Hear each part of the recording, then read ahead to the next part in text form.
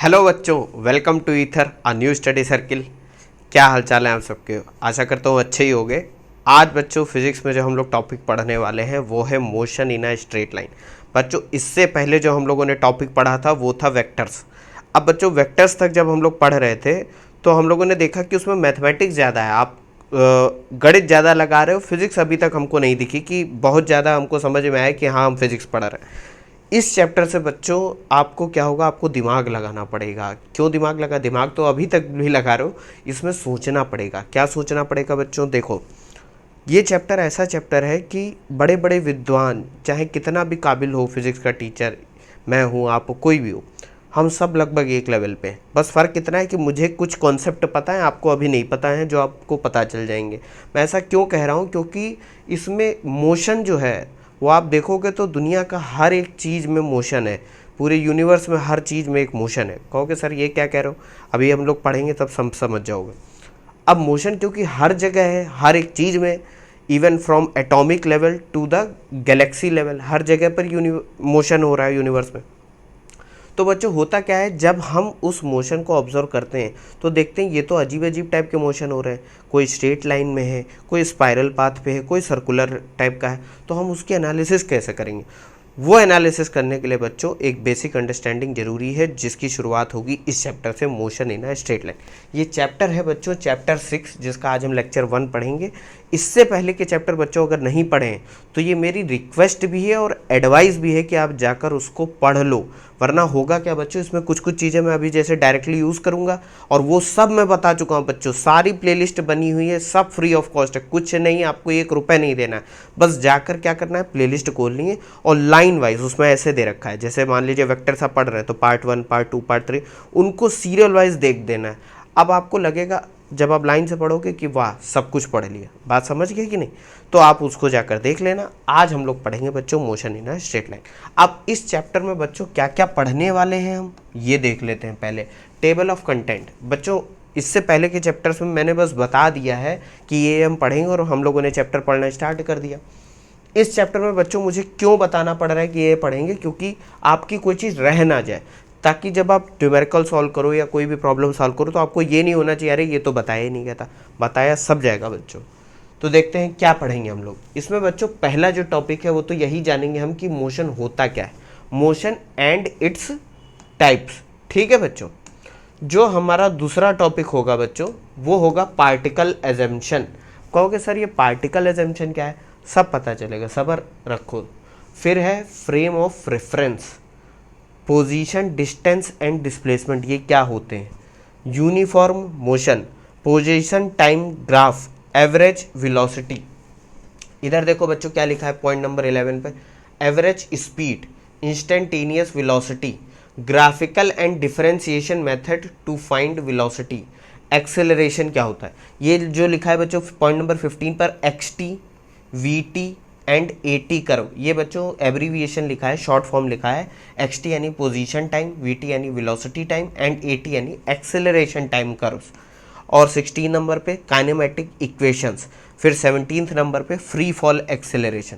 ये बच्चों इतने तो हम पढ़ेंगे, कुछ और टॉपिक हैं, इसको एक बार देख लो आप, लिखने की ज़्यादा ज़रूरत नहीं है, बस आप देख लो।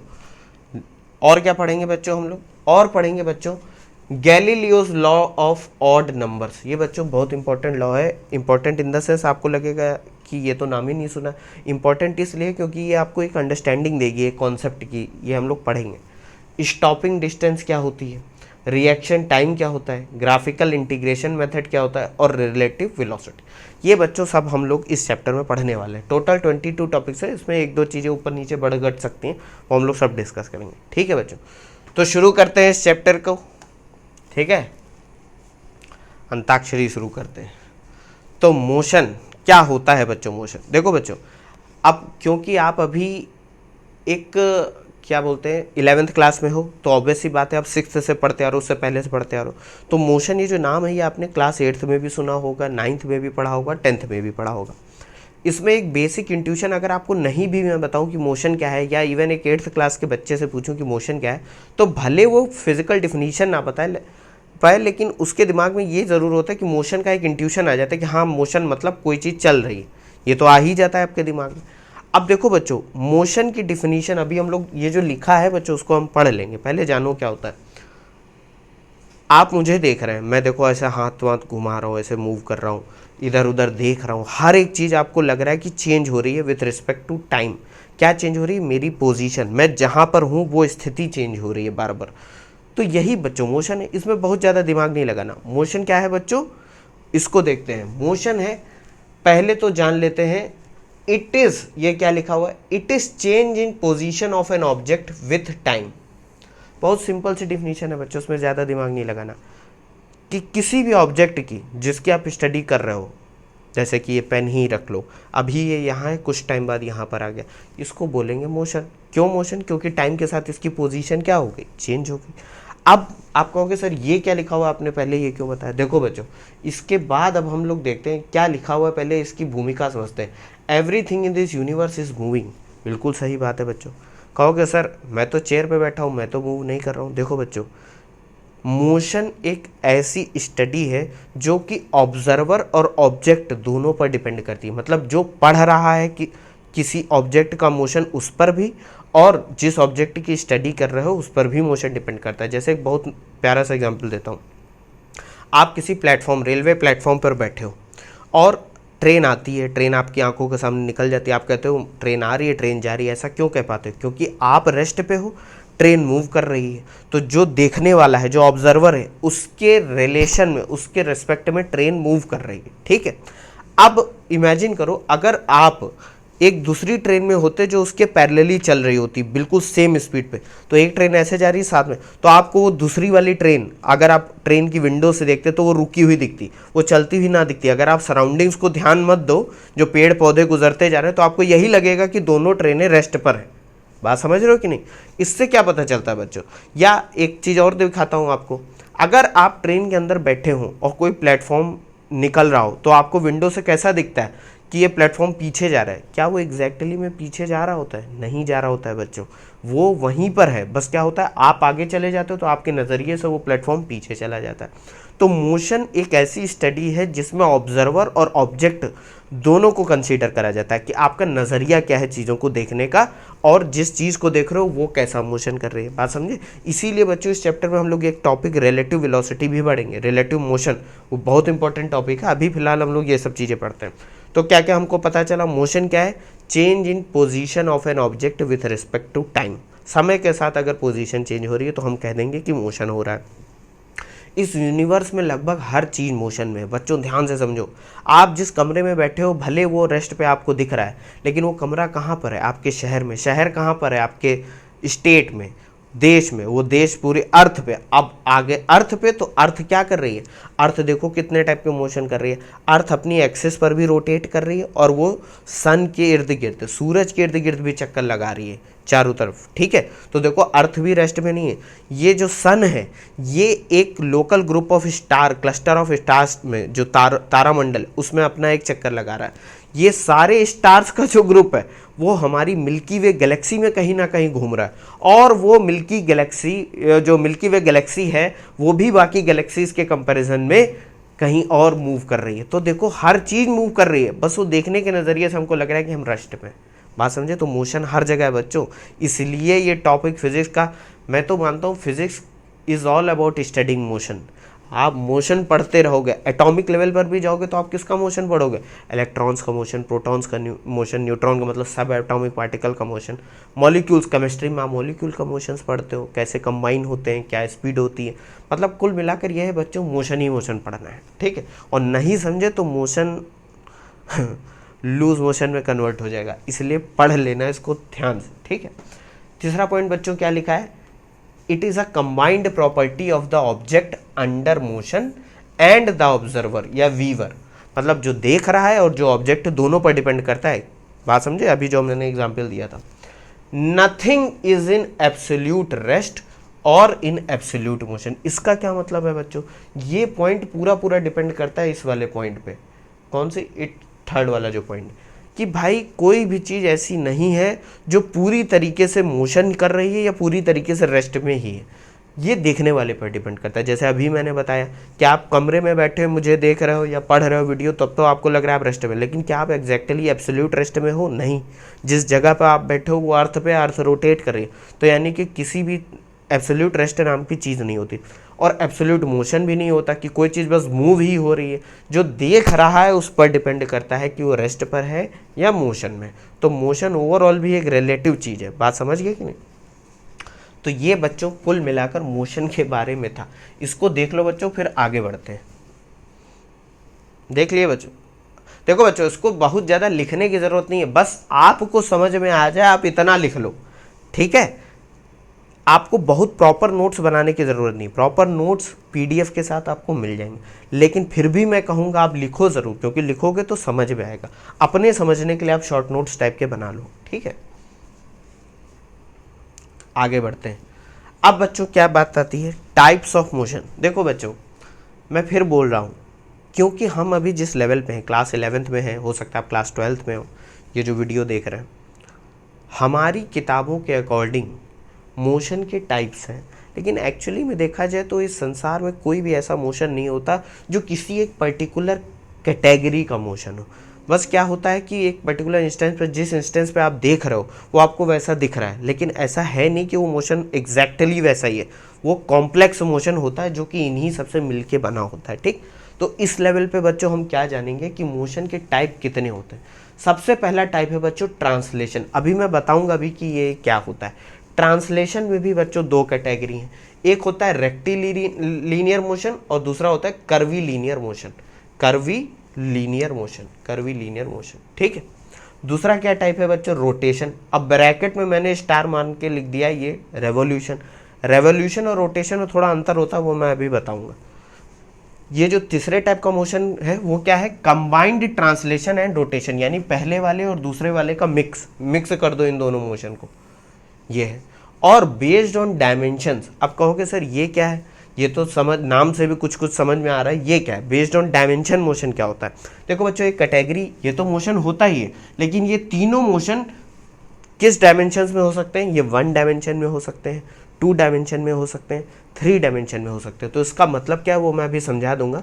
तो बेस्ड ऑन डायमेंशन कितने टाइप का मोशन होता है बच्चों? 1 डायमेंशनल मोशन, 2 डायमेंशनल मोशन और 3 डायमेंशनल मोशन। कहोगे सर ये क्या बता रहे हो? अभी समझ में आएगा। ये जो चैप्टर है बच्चों, ये पूरा 1 डायमेंशनल मोशन को लेकर है, यानी motion in a straight line. अभी मैं आपको सब समझा दूंगा। ये बच्चों देख लो एक बार, देख लिया बच्चों? अब सबसे पहले हम लोग समझते हैं ट्रांसलेशन क्या होता है बच्चों। ट्रांसलेशन, जो पहले टाइप का मोशन था बच्चों, translation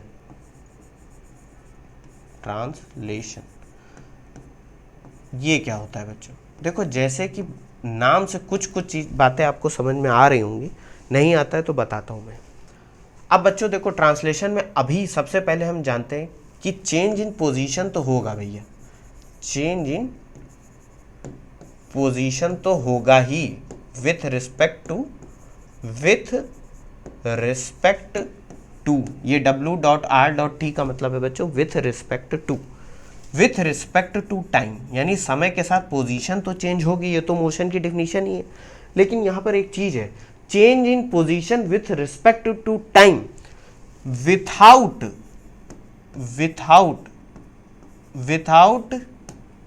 change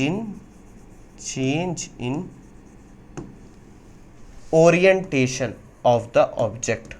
orientation of the object. कहोगे सर ये क्या लिख लिया? अभी सब समझ में आ जाएगा बच्चों, बहुत इंटरेस्टिंग चीज है। ट्रांसलेशन की डिफिनेशन दिखा दी कि भैया चेंज इन पोजीशन तो होगा, लेकिन बस जिस ऑब्जेक्ट का भी मोशन आप स्टडी कर रहे हो उसका ओरिएंटेशन नहीं चेंज होना चाहिए। अगर देखो बच्चों, यहां पर मेरे पास लेट सपोज एक ऐसे इस तरीके की रेक्टेंगुलर ब्लॉक है, ठीक है? अब मान लेते हैं ये ब्लॉक जो है एक स्ट्रेट लाइन में ऐसे आगे बढ़ रही है, ठीक? ये आगे जा रही है इस लाइन के, मतलब ये ब्लॉक मान लो, या ये मेरा पेन देखो, ये पेन जो है ये आगे बढ़ रहा है, तो ये देखो अपनी पोजीशन चेंज कर रहा है विथ रिस्पेक्ट टू टाइम। लेकिन अगर मैं इसकी पोजीशन को कंपेयर करूं, मान लो ये पोजीशन ए पर है, अभी मान लेते हैं किसी टाइम t = 1 सेकेंड पर ये पोजीशन ए पर है। अब t is equal to 2 second पर, मतलब टाइम जब 2 सेकेंड हो गया, मेरे हाथ में घड़ी लगी है, स्टॉप वॉच ऑन कर दी, जब 1 सेकेंड हुआ तब तक वो ए पर था, 2 सेकेंड्स पे वो मान लो यहाँ पर आ गई, ये ब्लॉक या पेन जो है आपका इस जगह पर आ गया। अब देखो जब ये पोजीशन बी पर आया तो एक चीज़ आपने ऑब्जर्व करी कि भैया ब्लॉक अगर पोजीशन ए पर ऐसे स्ट्रेट है, सीधी सीधी है, तो पोजीशन बी पर वैसे ही आ गई, ऐसा नहीं हुआ कि वो टेढ़ी बेढ़ी होकर आई है। मतलब कुल मिलाकर मैंने ये देखा कि अगर इसका कोई एक पार्टिकल ले लो, एक पॉइंट ले लो, तो वो जैसा मोशन कर रहा है वैसा ही सारे पार्टिकल मोशन कर रहे हैं। मतलब इसमें नंबर ऑफ इनफाइनाइट पार्टिकल होंगे, वो सब आगे की तरफ बढ़ रहे हैं। ऐसा नहीं होगा कि कोई एक पार्टिकल इधर जा रहा है, कोई एक ऐसे जा रहा है, ये नहीं हो रहा। हर एक पार्टिकल, हर एक पॉइंट क्या हो रहा है बच्चों, स्ट्रेट लाइन में आगे की तरफ बढ़ रहा है कि नहीं। इसी को बोलते हैं बच्चों ओरिएंटेशन। मतलब आप व्यूअर की तरफ से इसकी पोजीशन कैसे दिख रही है। अगर ये स्ट्रेट है तो ये स्ट्रेट ही रहना चाहिए थ्रू आउट द मोशन। अगर ये हॉरिजॉन्टल है तो ये through out the motion horizontal होना चाहिए। अगर मान लो ये ऐसे है तो कोई ज़रूरी नहीं कि ये स्ट्रेट ही होना चाहिए, ये ऐसे ही रहे, लेकिन ये through out the straight line ऐसे ही मूव करना चाहिए।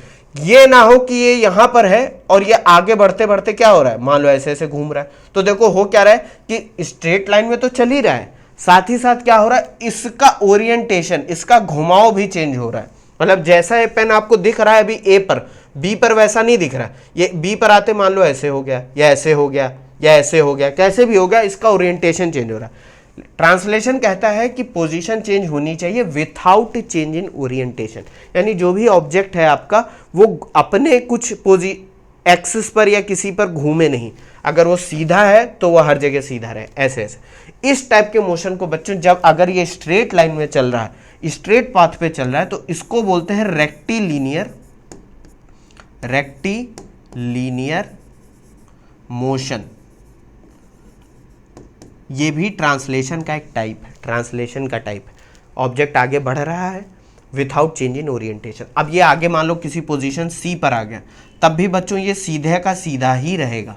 ऐसा नहीं होगा कि ये आगे जाकर जो है ऐसे घूम जाए या इधर घूम जाए। जैसे मुझे देखिए, मैं यहाँ पर खड़ा हूँ, मैं आगे चल रहा हूँ, ठीक है, तो ऐसा नहीं हो रहा है कि मैं आगे चलते चलते आपकी तरफ देखे ले रहा हूँ।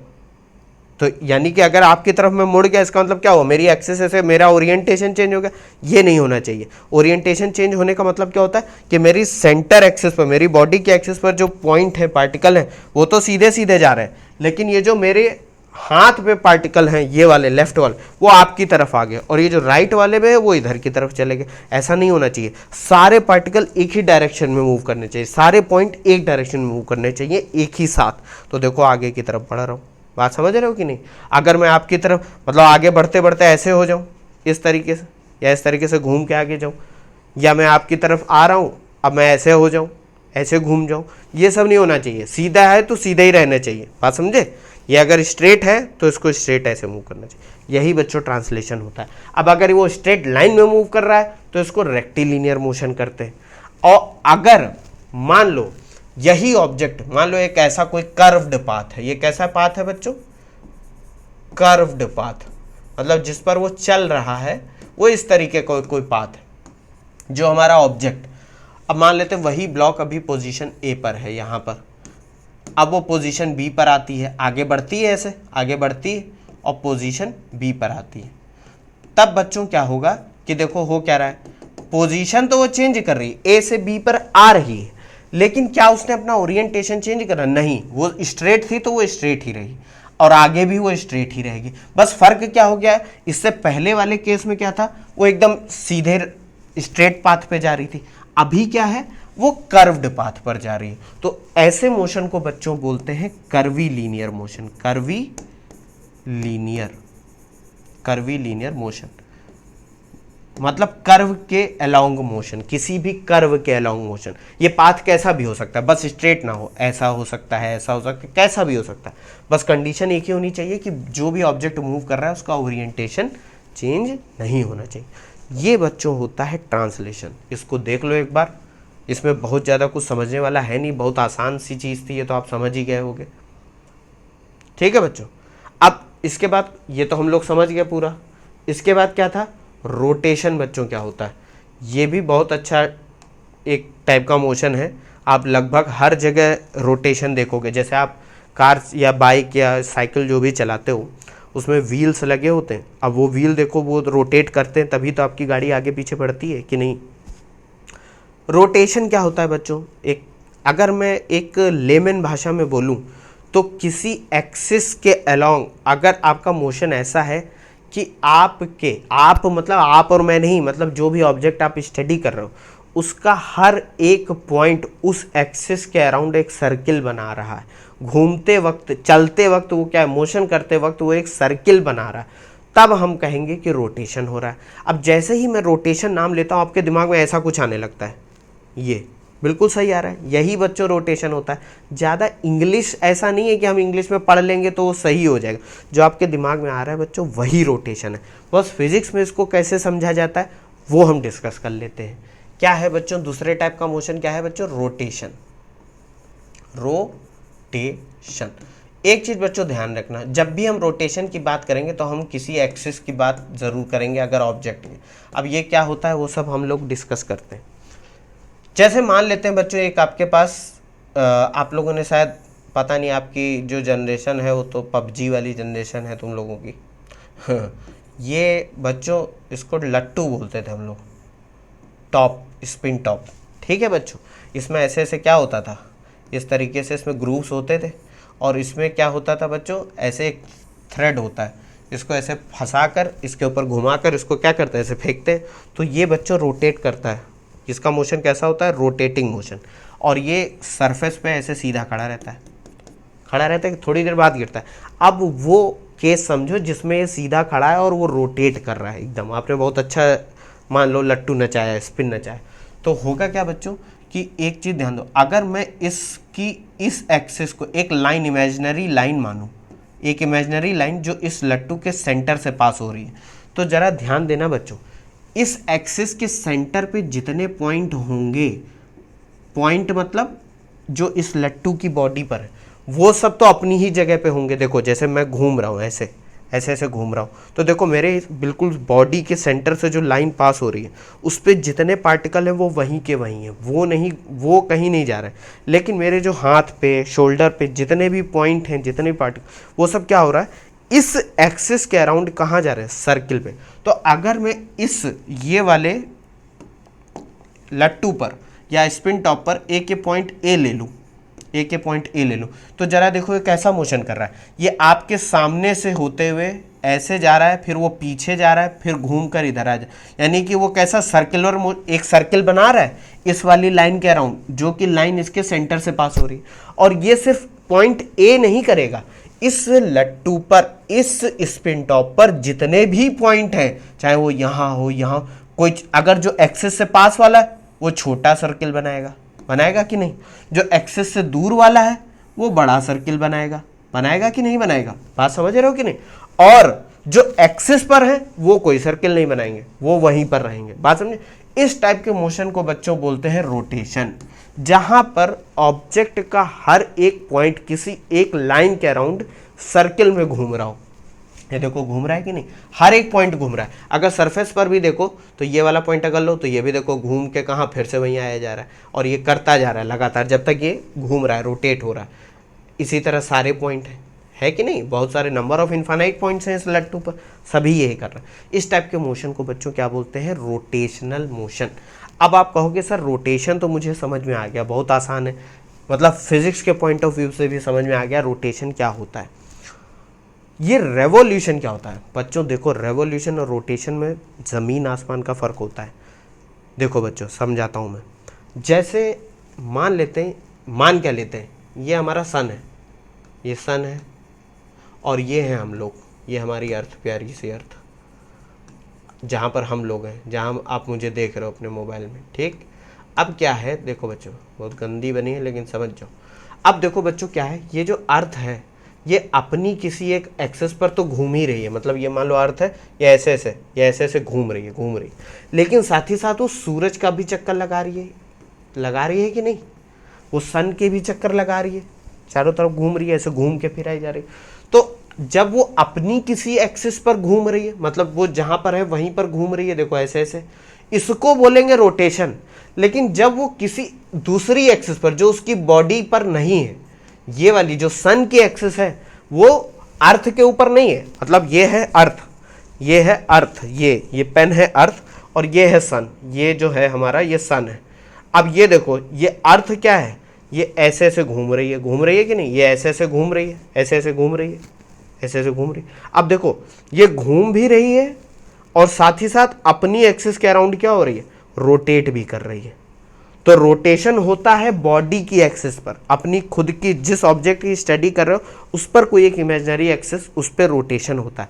लेकिन बॉडी के इर्द गिर्द अगर कोई एक्सिस है, कहीं हवा में कहीं कोई दूसरी एक्सिस, कोई दूसरी लाइन है, उसके अराउंड जो मोशन होता है वो होता है बच्चों, ये वाला जो मोशन हो रहा है ये होता है बच्चों रेवोल्यूशन। समझ गए होगे, बहुत आसान सी चीज़ है कि अगर जैसे समझाता हूँ एक और पॉइंट, मैं ऐसे ऐसे घूम रहा हूँ, ये रोटेशन है क्योंकि ये एक्सिस जिस पे मैं घूम रहा हूँ, जिस लाइन के अराउंड मैं घूम रहा हूँ मेरी बॉडी पर है। अब मैं क्या कर रहा हूँ, मैं ऐसे ऐसे जा रहा हूँ, ये बात समझ रहे हो, ये देखो क्या कर रहा हूँ, मैं एक पूरा सर्किल मार के आया, लेकिन वो जो एक्सिस थी इमेजिनरी एक्सिस वो इस सर्किल के सेंटर से पास हो रही है, मेरे बॉडी पर नहीं है। इसको बोलेंगे बच्चों रेवोल्यूशन। ये तो बहुत सिंपल सी बात होगी। तो आपको रोटेशन समझ में आ गया होगा और रेवोल्यूशन भी समझ में आ गया होगा। देखो कितनी इंटरेस्टिंग चीज़ है ये। अब आप कहोगे सर ये सब यूज़ कहाँ करेंगे, जब बच्चों अभी हम लोग न्यूमेरिकल सॉल्व करेंगे तो आपको बहुत मज़ा आएगी। रोटेशन पे तो एक अलग चैप्टर ही है क्योंकि ये थोड़े कॉम्प्लिकेटेड मोशन होता है। ठीक है बच्चों, इसको देख लो एक बार। इसमें देखना क्या है, तो बहुत सिंपल सी चीज़ है। रोटेशन पढ़ लिया हम लोगों ने, ट्रांसलेशन पढ़ लिया, और तीसरे टाइप का मोशन क्या था ये भी पढ़ लिया बच्चों हम लोगों ने। थर्ड टाइप का मोशन था बच्चों कंबाइंड ट्रांसलेशन एंड रोटेशन। ये क्या होता है बच्चों, देखते हैं क्या है बच्चों। तीसरा टॉपिक कंबाइंड ट्रांसलेशन। ये जैसे कि बोल रहा है बच्चों, ये सब समझ जाओगे। एंड रोटेशन ये क्या है बच्चों, बहुत सिंपल है बच्चों।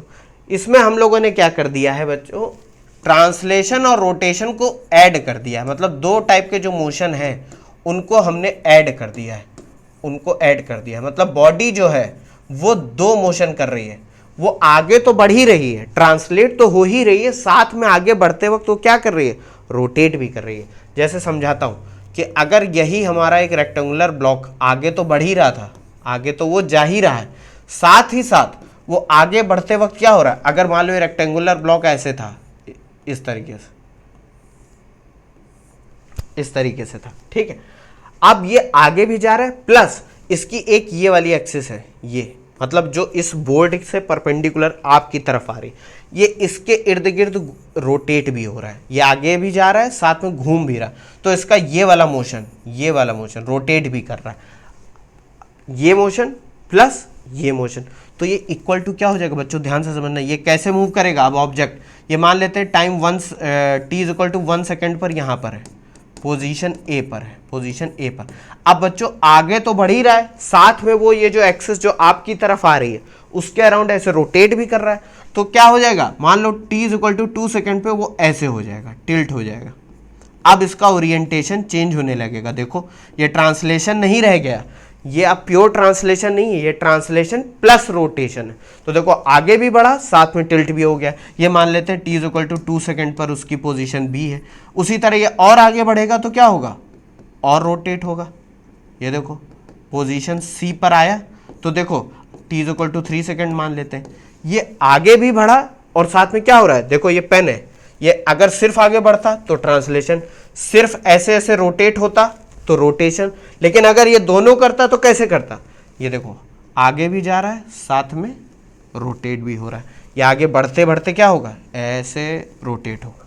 देखा बच्चों, ये है कंबाइंड ट्रांसलेशन एंड रोटेशन। अब जब हम लोग फिजिक्स में अप्लाई करेंगे मैथमेटिक्स, तो हम क्या ऐसा नहीं करेंगे कि हम इनको दोनों को मिला के पढ़ने लगें, बहुत कॉम्प्लेक्स हो जाएगा। हम ट्रांसलेशन भी लगाएंगे मैथमेटिक्स में और रोटेशन भी लगाएंगे। बात समझे, ये होता है कंबाइंड ट्रांसलेशन एंड रोटेशन। ये बहुत सिंपल सा है। अब देखो बच्चों, ये जो पेन है, इस पेन से पूरी फिजिक्स समझी जा सकती है। कहोगे सर ये क्या बेकार की बातें कर रहा हूँ। इस पेन के जो मैं इर्द गिर्द चीज़ें हैं, मैं ऐसे घुमाऊंगा, ये करूंगा, ये इलेक्ट्रॉन है, ये प्रोटॉन है, ये अर्थ है, ये सन है, इसी पेन को सारे चीज़ें जितने भी एग्जाम्पल हैं सबसे कंपेयर करके मैं आपको समझाता हूँ। मैं बच्चों चाहता हूँ कि जब आप पढ़ो तो आपका दिमाग इतना कैपेबल हो कि जो मैं चीज़ें बोलूँ वो आप दिमाग में सोचो। अगर मैं वो सब दिखा दूंगा जो आजकल चल रहा है ना, कि मैं आपको ऐसे गुब्बारा उड़ा के दिखाऊं, बलून उड़ा के दिखाऊं, ऐसे दिखा और तुम लोग ताली मारे, वाह क्या बात है, सर ने तो जादू कर दिया, बच्चों वो तुम्हारे दिमाग को एकदम क्या बोलते हैं छोटा कर देगा, आपकी सोचने की क्षमता बिल्कुल ख़त्म हो जाएगी। ये मत करो बच्चों, मैं ये रिक्वेस्ट कर रहा हूँ आपसे।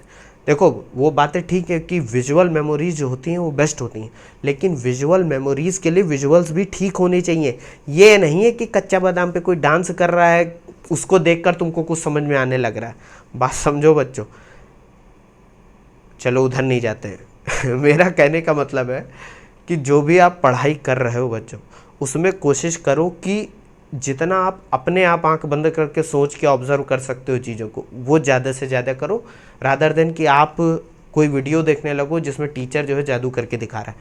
फिजिक्स इज़ साइंस जो समझने लायक है, ना कि विजुलाइज करने लायक है, ना कि इसके कि हम बस देख लें, अरे वाह जादू हो गया, ताली बजा दें, घर चले जाएं। बात समझ गए कि नहीं? ऐसा नहीं होना चाहिए।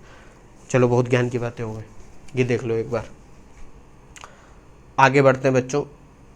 अब क्या था बच्चों, इसके बाद हम लोगों ने क्या पढ़ा था? इसके बाद एक टाइप का मोशन और रह गया है। वो मोशन टाइप का मोशन नहीं है, वो बस क्लासिफिकेशन है बेस्ड ऑन डायमेंशंस। कितने टाइप का मोशन होता है बच्चों? अब जाहिर सी बात है, हमने 3 डायमेंशंस पढ़ी, मतलब डायमेंशन वो वाली डायमेंशन नहीं जो हम लोग डायमेंशनल फॉर्मूला वाले चैप्टर में पढ़े थे। डायमेंशन यानी स्पेस में कितनी डायमेंशन होती है बच्चों। अभी तक आपने पढ़ा होगा कि अगर हम XYZ कोऑर्डिनेट सिस्टम पे आए तो 3 डायमेंशन होती हैं, एक x, एक y, एक z, ये ओरिजिन होता है। अगर आपको नहीं पता है तो मेरा मैथमेटिक्स लेक्चर सीरीज़ जो बनी हुई, वो मैथमेटिक्स के लेक्चर नहीं है बच्चों, मतलब हैं वो मैथ के लेक्चर, वो सिर्फ फिजिक्स पॉइंट ऑफ व्यू से बनाए गए हैं कि बीइंग अ साइंस स्टूडेंट उतनी मैथ सबको आनी चाहिए।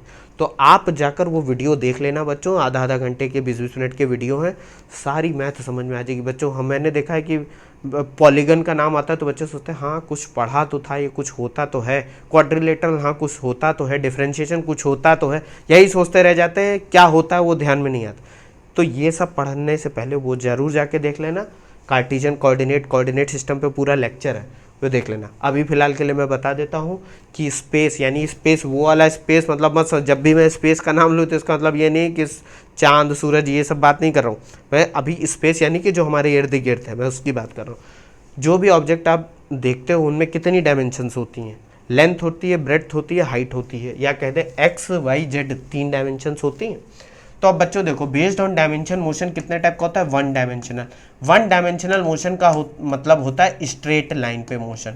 स्ट्रेट लाइन मतलब अगर किसी पर्टिकुलर एक लाइन में ऑब्जेक्ट चल रहा है, जैसे मान लो ये तुम हो, तुम स्ट्रेट चल रहे हो एक्स एक्सिस पे, तो इस टाइप का मोशन क्या होगा बच्चों? One dimensional motion. मतलब आप एक स्ट्रेट पाथ पर चल रहे हो बिना इधर उधर मुड़े। कोई ज़रूरी नहीं है आप एक्स एक्सिस पे ही चलो, आप वाई पे जाओ, जेड पे जाओ, या इधर भी कहीं जा रहे हो तो ये वन डायमेंशनल मोशन ही है। क्योंकि देखो अगर मैं इस कोऑर्डिनेट सिस्टम को ऐसे घुमा दूं तो ये भी तो एक एक्स एक्सिस मान लो हो जाए, अब वाई एक्सिस इधर हो जाएगी, जेड एक्सिस इधर। बात समझ रहे हो? मतलब कि स्ट्रेट लाइन में अगर मोशन है तो वो वन डायमेंशन का मोशन आएगा, क्योंकि उस मोशन को आप किसी एक पर्टिकुलर एक्सिस से दिखा सकते हो। तो कितनी एक्सिस यूज होंगी? एक ही एक्सिस यूज होगी, इसलिए उसको वन डायमेंशनल मोशन कहते हैं। 2 डायमेंशनल मोशन बच्चों क्या होता है? अब देखो ये प्लेन है, ये जिसमें मैं आपको पढ़ा रहा हूँ, ये जो स्क्रीन है ये एक प्लेन है। इसको प्लेन को बनाने के लिए आपको कितनी डायमेंशंस की ज़रूरत पड़ेगी? एक तो इसकी लंबाई की और चौड़ाई की, यानी लेंथ की और ब्रेड्थ की। तो यानी कि यहाँ पर 2 डायमेंशन आ गई, x आ गई और y भी आ गई। तो जहाँ पर अगर x और y दोनों यूज हो रहे हैं, यानी कि 2 एक्सेस, कोई ज़रूरी नहीं x y, x z हो सकता है, y z हो सकता है, y x हो सकता है, मतलब जहाँ पर बॉडी किसी प्लेन पर चल रही है, प्लेन पर यानी पेपर पे। अब जैसे आप ग्राउंड पे टहल रहे हो, आप बात समझना, तो या कोई बॉल है जो ग्राउंड पे चल रही है, ऐसे ऐसे चल रही है, ठीक है, तो आप क्या कहते हो? ये कैसा मोशन? ये प्लेनर मोशन है या टू डायमेंशनल मोशन है, क्योंकि वो बॉल उड़ के हवा में नहीं आई जा रही, या हवा में भी आ रही है तो किधर जा रही है वो सब हम लोग बाद में डिस्कस करेंगे। ये मोशन होता है टू डायमेंशनल मोशन, जिसको बोलते हैं बच्चों motion in a plane. Motion in a plane क्यों बोलते हैं बच्चों ऐसा, ये भी ध्यान से समझते हैं। प्लेन क्यों बोला जाता है, क्योंकि दो एक्सिस को मिलाकर एक प्लेन बनता है, यानी कि एक एक्स एक्सिस एक वाई एक्सिस, इसको मिला लिया है तो देखो ये पूरा बोर्ड बन गया। इधर एक्स पे चलते चले जाओ, वाई पे चलते चले जाओ, ये पूरा बोर्ड बन जाएगा कि नहीं बन जाएगा। देखो बच्चों, इसलिए इसको मोशन इन अ प्लेन कहते हैं। अब इसी तरह थ्री डायमेंशनल मोशन क्या होता है बच्चों, अगर मोशन को डिफाइन करने के लिए तीसरी एक्सिस की भी जरूरत पड़ जाए, यानी जेड, यानी कि अब मोशन ऐसा हो रहा है कि जैसे लेट सपोज ये पेन था, ये पेन ऐसे ऐसे प्लेन में चल रहा है, ऐसे घूमते हुए आपकी तरफ आ रहा है, फिर ऐसे कहीं जा रहा है, फिर ये जा रहा है, फिर प्लेन में आ जा रहा है। यानी कि कहने का मतलब है कि वो एक्स वाई में तो मोशन चल ही रहा है, मतलब इधर जा रहा है, ऊपर जा रहा है, देखो एक्स वाई में भी जा रहा है, आपकी तरफ भी आ रहा है, यानी जेड एक्सिस आपकी तरफ आने लगा। तो यानी कि एक्स वाई जेड तीनों एक्सिस का यूज कर रहा है, यानी कि वो स्पेस में मूव कर रहा है, स्पेस में मूव कर रहा है। अब वो किसी प्लेन में नहीं रह गया, ना ही वो किसी स्ट्रेट लाइन में रह गया, अब वो हवा में कहीं आ गया है, स्पेस में आ गया। इसलिए इसको बोलते हैं बच्चों थ्री डायमेंशनल मोशन, या इसको बोलते हैं बच्चों मोशन इन स्पेस। अब ये वो वाला स्पेस नहीं बच्चों, मोशन इन स्पेस यानी जनरली जो स्पेस आपके इर्द गिर्द मेरे इर्द गिर्द है, हर चीज़ स्पेस में जब मैं जाऊँ तो वो कॉस्मिक स्पेस में मत चले जाया करो। यहाँ पर बात हो रही है ये स्पेस, आपके और मेरे बीच में जो स्पेस है, बात समझ गए। तो इसको एक बहुत सिंपल से फिर देखो पेन को ले आता हूँ, ये मोशन स्ट्रेट लाइन, ये मोशन स्ट्रेट लाइन। अब कहोगे सर ये कैसे स्ट्रेट लाइन, इसको तो दो एक्सिस में डिवाइड कर सकते हैं, लेकिन बच्चों ये है तो स्ट्रेट लाइन ही। इसको अगर हम एक्स एक्सिस मान लें, एक्स कोऑर्डिनेट सिस्टम को ही घुमा दे, तो देखो वन डायमेंशनल मोशन हो गया। अब ये हो गया वन डायमेंशनल मोशन। ये मोशन, ये देखो ये मोशन, एक यहाँ पर चींटी है, एंट है, वो क्या हो रही है, ऐसे ऐसे इस बोर्ड पे घूम रही है, वो कैसा है two dimensional motion, two dimensional motion, इधर उधर कहीं जा रही है। अब एक फ्लाई है, फ्लाई मक्खी है, वो इधर उधर बोर्ड पे बैठी है, फिर ऐसे उड़ के आपकी तरफ आती है, फिर मेरी तरफ आती है, फिर इधर उधर कहीं जा रही है। ये थ्री डायमेंशनल मोशन हो गया, मोशन है ना स्पेस। इसको देख लो बच्चों, इसमें क्या देखना बच्चों, ये तो बहुत सिंपल सा था, ये तो समझ ही गए होगे। एक चीज़ ध्यान रखना बच्चों, यहाँ पर हम लोगों ने एक चीज़ मिस कर दी। क्या मिस कर दिया बच्चों, बेस्ड ऑन डायमेंशन तो हम लोगों ने पढ़ दिया, एक टाइप का मोशन और रह गया, वो भी आप देख लो। वो लिखा नहीं है क्योंकि वो चैप्टर्स में वो मोशन का टाइप नहीं है, वो बेसिकली टाइमिंग से रिलेटेड एक चीज़ है। पीरियोडिक एंड ए पीरियोडिक या नॉन पीरियोडिक मोशन भी बोलते हैं इसको, non periodic motion, periodic non periodic motion.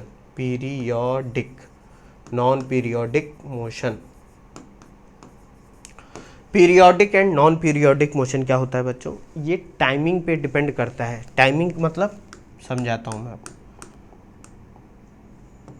देखो बच्चों पीरियोडिक मोशन क्या होता है, जैसा कि इसका नाम बता रहा है, एक ऐसा मोशन जो पर्टिकुलर टाइम के बाद अपने आप को रिपीट करे। मतलब एक पर्टिकुलर टाइम के बाद वो मोशन रिपीट हो, जो रिपीट हो रहा है मोशन वो पीरियोडिक मोशन। जैसे इसका एक बहुत एग्जाम्पल सिंपल सा होता है, आप लोगों ने बच्चों पेंडुलम देखा होगा, जैसे घड़ियों में भी पेंडुलम होता है, देखा है कि नहीं। अब मान लेते हैं वो एक एक्सिस है, इस पर ऐसे ये पेंडुलम ऐसे लगा हुआ। अब अगर मैं इसको ऐसे धक्का दे दूँ यहाँ पर, तो ये क्या होगा, पहले वो इधर जाएगा, ठीक है, फिर वो इधर जाएगा, फिर वो इधर जाएगा।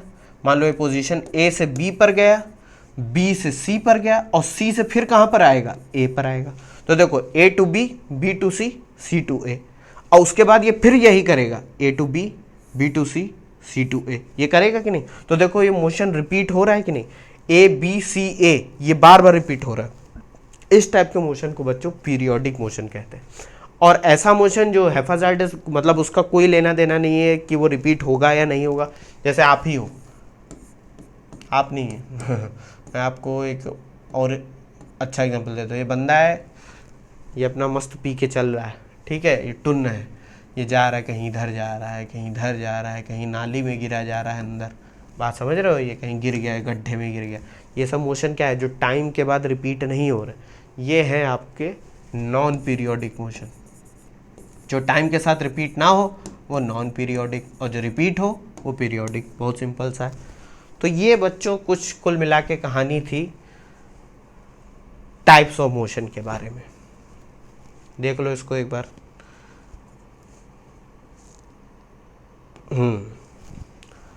ये बच्चों एक पॉइंट है, ये बहुत इम्पॉर्टेंट है। इसलिए इम्पॉर्टेंट है बच्चों कि देखो कितने भी हम काबिल हो जाए, आज एआई के ज़माने में हम लोग जी रहे हैं, आर्टिफिशियल इंटेलिजेंस, ठीक है, पता नहीं क्या क्या लोग कर रहे हैं, लेकिन फिर भी एक चीज़ कभी नहीं बदलेगी कि ultimately we are not God, हम ईश्वर नहीं हैं।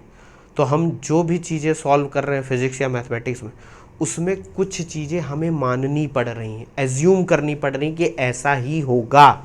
अगर ऐसा हम नहीं एज्यूम करेंगे तो होगा क्या, वो मैथमेटिक्स वो फिज़िक्स इतनी कॉम्प्लिकेटेड हो जाएगी कि वो अभी इस लेवल पे इंसानों के बस की बात है नहीं, ठीक। तो मोशन के कह दो सर ये क्या फिलॉसफी बता रहे हो। देखो मोशन के चैप्टर में हम एक बहुत बेसिक सा एजम्पशन मानते हैं अभी इस लेवल पे, आगे चल के हम पढ़ेंगे और भी चीज़ें। जो ये चैप्टर है motion in a straight line, उसमें हम एक एजम्पशन मानते हैं जिसको बोलते हैं पार्टिकल एजम्पशन। क्या बोलते हैं? Particle assumption. इस एजम्पशन के अकॉर्डिंग जिस भी ऑब्जेक्ट का हम मोशन स्टडी कर रहे हैं, या तो वो पार्टिकल की तरह है, या वो पार्टिकल ही है, या वो पार्टिकल की तरह बिहेव कर रहा है। कहोगे सर पार्टिकल मतलब क्या? पार्टिकल मतलब एक ऐसी एंटिटी जिसकी नेग्लेजिबल डायमेंशन हो। नेग्लेजिबल डायमेंशन यानी कि उनको आप मेजर ना करो। जनरल आप कहोगे सर माइक्रोस्कोप से देख के, वो बात नहीं कह रहा हूँ। मतलब कि जब फिजिक्स में अप्लाई करो तो उसकी डायमेंशन बिल्कुल नेग्लेजिबल हो, उनको मेजर करने की जरूरत ही ना पड़े। उस टाइप की एंटिटी को हम बोलेंगे पार्टिकल, उस चीज़ को हम बोलेंगे पार्टिकल। तो मोशन जब हम पढ़ रहे होंगे तो हम ये मान के चलेंगे कि जिस भी ऑब्जेक्ट को हम स्टडी कर रहे हैं वो एक पार्टिकल है, और अगर वो पार्टिकल नहीं है तो वो पार्टिकल की तरह बिहेव कर रहा है। इस चैप्टर में पर्टिकुलर, इस चैप्टर में तो हम ये ज़रूरी मानेंगे। कैसे? ये तो एक पार्टिकल है, मान लो स्ट्रेट लाइन पे ये ग्रीन कलर वाली लाइन पे जा रहा है, तो ये तो पार्टिकल है ही है, इसमें कुछ मानने की ज़रूरत नहीं। लेकिन अगर मान लो कोई एक ऑब्जेक्ट होता है जिसमें number of particle, infinite particle होते हैं, इसमें बहुत सारे पार्टिकल होते हैं, ऐसे ऐसे ऐसे ऐसे, हम इसको पार्टिकल की तरह तभी एज्यूम कर पाते जब ये मोशन के दौरान अपनी ओरिएंटेशन ना चेंज कर रहा होता, यानी कि कुल मिलाकर ये ट्रांसलेटरी मोशन कर रहा होता, जो हम लोगों ने पढ़ा था, फर्स्ट टाइप ऑफ मोशन जो पढ़ा था, कि ये आगे तो बढ़े लेकिन अपनी ओरिएंटेशन ना चेंज करे, या आगे बढ़े, ऊपर जाए, नीचे जाए, कहीं भी जाए, ओरिएंटेशन ना चेंज करे। उस केस में हम इस ऑब्जेक्ट को एज अ पार्टिकल ट्रीट कर सकते हैं। कहोगे सर ऐसा क्यों कर सकते हैं? वो सब कहानी बच्चों बाद में बताएंगे कि इस पूरे ऑब्जेक्ट पर हम किसी एक पॉइंट को ले लेंगे जिस पे इसका पूरा मास कंसंट्रेटेड रहेगा, वहीं पर हम मान लेंगे कि इस ऑब्जेक्ट का पूरा पूरा वेट मास वहीं पर है, और हम कह देंगे कि ये पार्टिकल की तरह। वो हम बच्चों जब सेंटर ऑफ मास और रोटेशन पढ़ेंगे तब बताएंगे। अभी बस इतना जान लो कि हम ऑब्जेक्ट्स को एज अ पार्टिकल ट्रीट करेंगे, तभी हम उस पर मैथमेटिक्स अप्लाई कर पाएंगे। अगर यही ऑब्जेक्ट अपनी ओरिएंटेशन चेंज करते हुए आगे बढ़ रहा होता, तब हम इसे पार्टिकल की तरह ना अज्यूम कर पाते। उस केस में अलग ही मैथमेटिक्स और फिजिक्स लगती है। Object moving with changing orientation not treated as particle, और यहां पर क्या हो रहा है? Treated as particle. बात समझिए, यही बच्चों होता है पार्टिकल एजम्पशन। कहोगे सर ये क्यों कर रहे हैं? बच्चों ये जो मोशन है ना, ये थोड़ा कॉम्प्लिकेटेड है, और इस चैप्टर में हमको सरल सरल चीज़ें पढ़नी है अभी इस लेवल पे। आगे चल के हम बहुत अच्छी अच्छी चीज़ें पढ़ेंगे, इसलिए हम अभी ये एज्यूम कर ले रहे हैं कि हम सिर्फ इस टाइप के मोशन की स्टडी करेंगे, ना कि इस टाइप की। इसकी भी स्टडी करेंगे आगे चल के, ठीक है। ये होता है बच्चों पार्टिकल एजम्पशन। एक छोटी सी चीज़ रह गई, जल्दी से देख लो, फिर हम लोग इसको बंद करते हैं आज का लेक्चर। उसके बाद नेक्स्ट लेक्चर में चीज़ें पढ़ेंगे। ये क्या लिखा हुआ है बच्चों? काइनेमैटिक्स और काइनेटिक्स। पहले मैं आपको एक बेसिक सी चीज़ बताता हूँ। जब भी बच्चों हम कोई पढ़ाई करते हैं, तो जैसे हम लोग बायोलॉजी पढ़ते हैं तो क्या होता है कि स्टडी ऑफ लिविंग और नॉन लिविंग बींग्स, बात समझ रहे हो। केमिस्ट्री में हम कंपाउंड्स की स्टडी करते हैं, मॉलिक्यूल्स की स्टडी करते हैं, कैसे कंबाइन होते हैं। फिजिक्स में हम फिजिकल ऑब्जेक्ट्स की स्टडी करते हैं, जो दिख रहा है, जिसका कुछ मास है, कुछ फिजिकल चीज़ें। उसी तरह जैसे मैं क्या बताना चाह रहा हूँ समझो, हम कोई भी स्टडी करते हैं उसकी एक डिफिनीशन होती है। मोशन की स्टडी करते वक्त भी कुछ टाइप ऑफ ब्रांचेस हैं। मोशन एक इतना कॉम्प्लिकेटेड टॉपिक है जिसमें आप सब कुछ एक बार में कंसीडर नहीं कर सकते हो। तो अब देखते हैं उस बेसिस पे कौन कौन सी ब्रांचेस होती हैं। कि स्टडी यानी हम कैसे पढ़ेंगे। पहले तो हम स्टैटिक्स पढ़ेंगे। स्टैटिक्स क्या होती है? स्टैटिक्स मतलब आप वैसी पढ़ाई कर रहे हो जब ऑब्जेक्ट आपका रेस्ट पे, एट रेस्ट, स्टैटिक कंडीशन में रुका हुआ है। जब ऑब्जेक्ट रुका हुआ है तब हम बोलेंगे उस टाइप की स्टडी को। उस समय जो हम उस पर स्टडी करेंगे कि जैसे पेन ही रुका हुआ है, आप इस पे स्टडी करो, तब क्या स्टडी कर रहे हैं? मोशन में जब कोई चीज़ रुकी हुई है, ऐसा नहीं होता है बच्चों। कोई भी चीज़ मोशन स्टार्ट करती है तो उससे पहले तो रुकी ही होती है ना, या मोशन के एंड में भी रुकी होती है। इस टाइप की बच्चों स्टडी को हम स्टैटिक्स में लाते हैं कि ऑब्जेक्ट आपका रेस्ट। जब बॉडी मूव कर रही होती है उस टाइप की स्टडी को क्या बोलते हैं बच्चों? डायनेमिक्स। क्या बोलते हैं? डायनेमिक्स। कुछ कुछ किताबों में इसको बोल दिया गया है काइनेमेटिक्स। मैं अभी समझाऊंगा। इस डायनेमिक्स में, डायनेमिक्स का मतलब होता है मोशन हो रहा है, स्टडी अंडर मोशन। मतलब जब रुकी हुई है तब स्टैटिक, जब मोशन है तब डायनेमिक्स। और डायनेमिक्स के भी बच्चों दो पार्ट, काइनेमेटिक्स और काइनेटिक्स। कहोगे सर ये क्या है? आप समझाता हूँ, पहले समझ लो काइनेमेटिक्स क्या होती है। We study characteristics of motion like position, velocity, acceleration etcetera without going into the causes of motion like force. कहना क्या चाहता है बच्चों, बात समझो। काइनेमेटिक्स में हम मोशन की पढ़ाई तो करते हैं, ठीक है, स्टडी करते हैं, लेकिन हम ये देखते हैं कि मोशन में क्या क्या चीज़ें हो रही हैं, बॉडी के ऊपर क्या क्या हो रहा है, बॉडी की पोजीशन कैसे चेंज हो रही है, उसकी वेलोसिटी क्या है, उसका एक्सेलरेशन क्या है। मतलब कुल मिलाकर यह है कि मोशन के कैरेक्टरिस्टिक्स को पढ़ते हैं। मोशन के जो गुण हैं, गुण यानी कि गुण, वो गुड़ खाने वाला गुड़ नहीं, यहाँ गुण की बात हो रही है, कैरेक्टरिस्टिक्स की बात हो रही है कि वो पोजीशन कैसे चेंज कर रहा है ऑब्जेक्ट, उसकी वेलोसिटी क्या है, उसकी स्पीड क्या है, उसका एक्सेलरेशन क्या है।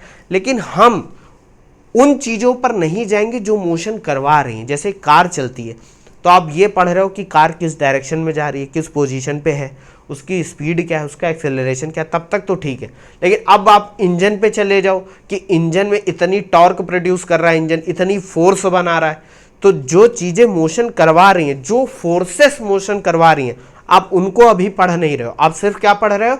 उनकी वजह से जो पोजीशन, वेलोसिटी, एक्सेलरेशन चेंज हो रहा है, आप सिर्फ इसको पढ़ रहे हो, फोर्सेस को कंसीडर नहीं है। वो फोर्सेस हैं, उसके बिना तो मोशन ही नहीं होगा, लेकिन हम अभी उस पर नहीं जा रहे। इस टाइप की स्टडी को बोलते हैं बच्चों काइनेमेटिक्स।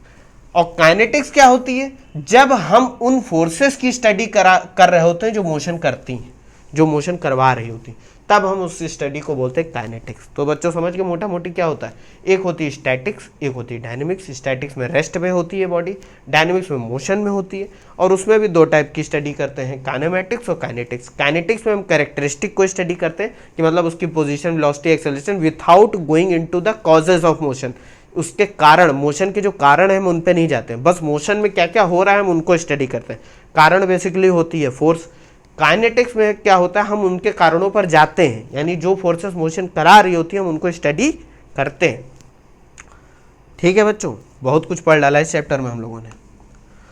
तो देखो बच्चों, एंड हो गया चैप्टर। हम लोगों ने बहुत कुछ जान लिया कि मोशन क्या होता है, उसके टाइप्स क्या होते हैं, स्टडी ऑफ मोशन में कौन कौन सी ब्रांचेस होती हैं।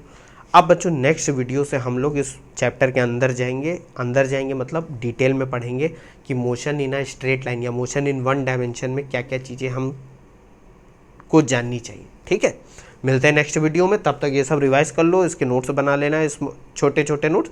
बाकी फुल नोट्स आपको चैप्टर के एंड में मिल जाएंगे। थैंक यू बच्चों।